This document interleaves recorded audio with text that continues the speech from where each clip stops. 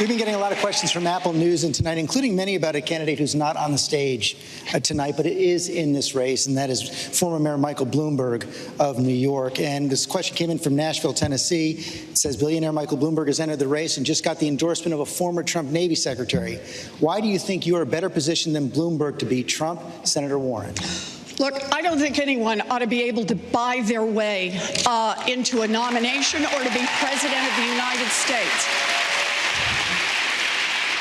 I don't think any billionaire ought to be able to do it, and I don't think people who suck up to billionaires in order to fund their campaigns ought to do it. I heard everyone here talking about, as Democrats, we all want to overturn Citizens United because we want to end this unlimited spending. Yeah. Except everyone on this stage, except Amy and me, is either a billionaire or is receiving help from PACs that can do unlimited spending. So if you really want to live where you say, then put your money where your mouth is and say no to the PACs. Look, I think the way we build a democracy going forward is not billionaires reaching in their own pockets or people sucking up to billionaires. The way we build it going forward is we have a grassroots movement funded from the grassroots up.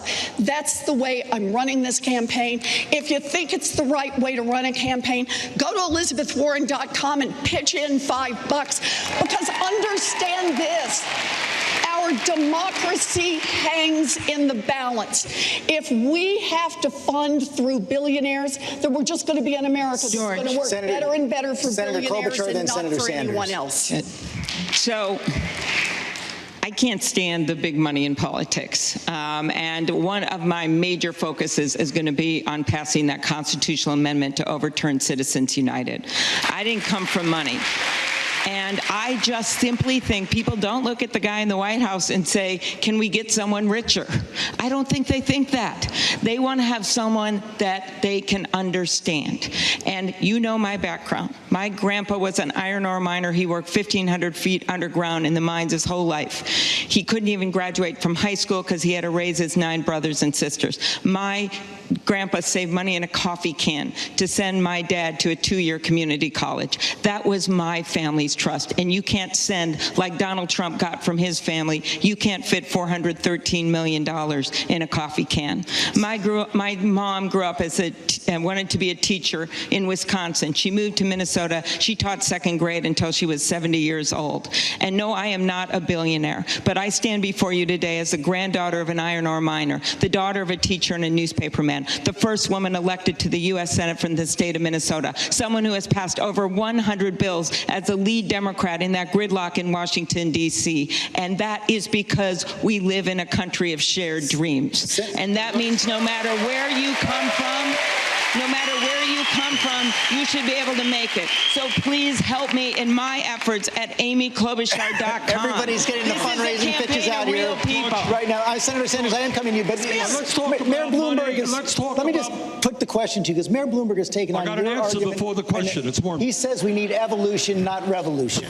Can you hear that? Mayor Bloomberg has said we need evolution, not revolution, taking you on directly. Well, you know, it's a funny thing. There are millions of people who can desire to run for office. But I guess if you're worth $60 billion and you could spend several $100 million on commercials, you have a slight advantage. That is nonsense. What we have got to do is have a nation in which we not only overturn Citizens United, we move to public funding of elections. In terms of money in politics, all right?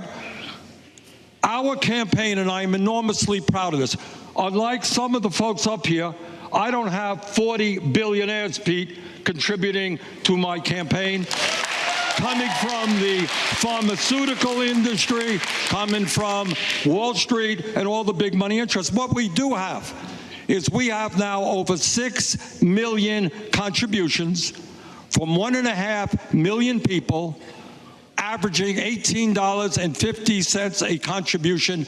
That is unprecedented in the history of American politics.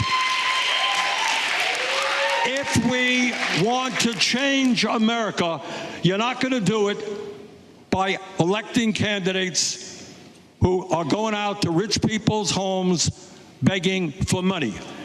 The way we're going to do it is build a mass movement of working people who are prepared to stand up, not take money from these billionaires, not take money from Wall Street, but stand up to the drug companies in Wall Street. And if you want to be part of that political revolution, BernieSanders.com. Mayor Buttigieg, close this round out. We are going into the fight of our lives. Donald Trump, according to news reports, and his allies raised $25 million today. We need to go into that fight with everything that we've got. Now, I've been very clear on both my record, where I have sued pharmaceutical companies, and what I'm campaigning for, that includes raising wages and raising taxes on corporations and the wealthy. And as the only person on this stage who is not a millionaire or a billionaire, I know a thing or two about building a movement, because mayor of South Bend, Indiana is not exactly an establishment fundraising powerhouse. We are here without the involvement of any corporate PACs, because hundreds of thousands of people went to, yes, PeteForAmerica.com, contributed to this campaign. And let me say something else. If we want to bring about any of the changes that everyone is talking about so elegantly up here, we need to put together the majority that can decisively defeat Donald Trump. And in order to do that, we need a politics that is defined not by who we reject, but how we bring everybody into the fold. And if you are low income, or if you're able to contribute a lot, if you've always voted Democrat, or if you're an independent or even a Republican who's just sick of looking your kids in the eye and trying to explain this White House, we need you to join us right now.